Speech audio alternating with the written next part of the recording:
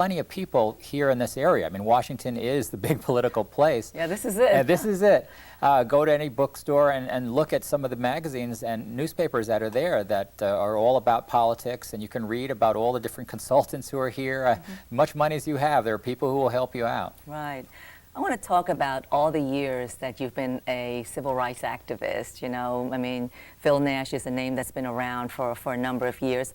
Let's talk about your role in the redress for Japanese Americans. I first got interested in that when my grandmother, who I was very close to, mentioned to me that she had been in the camps. And it was very unusual for people of my mom's generation, the Nisei, the American-born second-generation people. They didn't talk about the camps. But my grandmother was a very unusual person. She had been a Japanese school teacher in Seattle, and she learned a little bit of English so she could talk to her grandchildren. And she told me about the camps, and I realized that this tremendous humiliation had been brought to her and other people, and it got me very interested in becoming a civil rights lawyer. And once I got involved with that, and then I started working with Chinese restaurant workers, started working with a lot of other people, I realized that there was a need to address injustice in all communities. So I've been very active on issues related to women, gay people, all kinds of issues around the world, really. So your mother, your grandmother, actually, at that particular generation, felt comfortable enough to be able to talk about it? My grandmother. Because it was quite an experience. Yeah, it was a very humiliating experience because people were uprooted from their homes, put in these camps, basically branded as traitors, and they really didn't deserve it. So it took an unusual person like my grandmother to talk to me a little bit about it. There were important books like Michi Weglin's The Years of Infamy that came out that started to give us a factual understanding of what was going on. And once I read that, I said, gee, I got to go to law school and help to address this issue.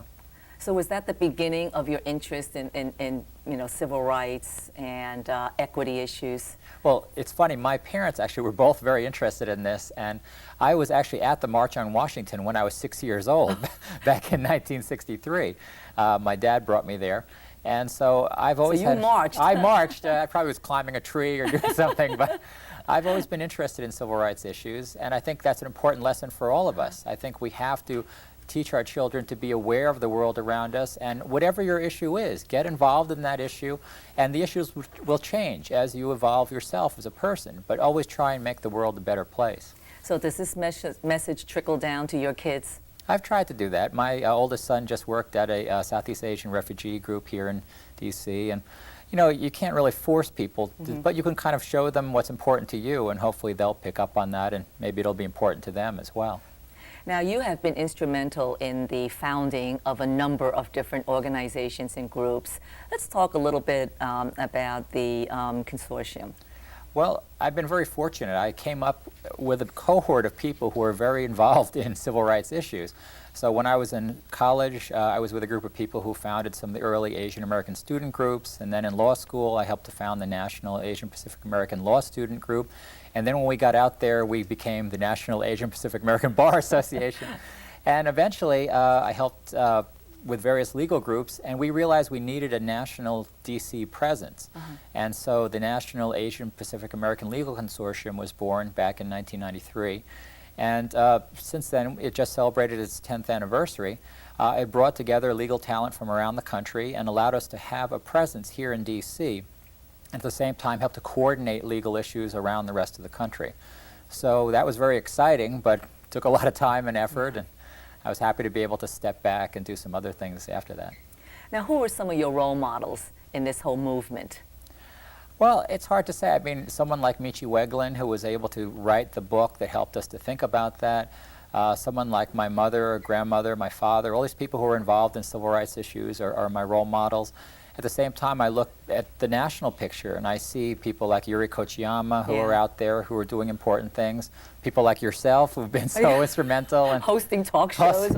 Oh, no, you've been very involved in a number of issues over the years. Thank you. I look all around me, and I see people who are just doing good things all the time, and I try and celebrate them in my weekly column, in Asian Week. I try to always promote positive things that people are doing, because heaven knows there's enough negative stuff going on around the world. So whenever there's something positive, we need to promote that. So in your opinion, what were some of the pivotal periods in this Asian American movement, since, you know, you've sort of been there and seen the evolvement of our community?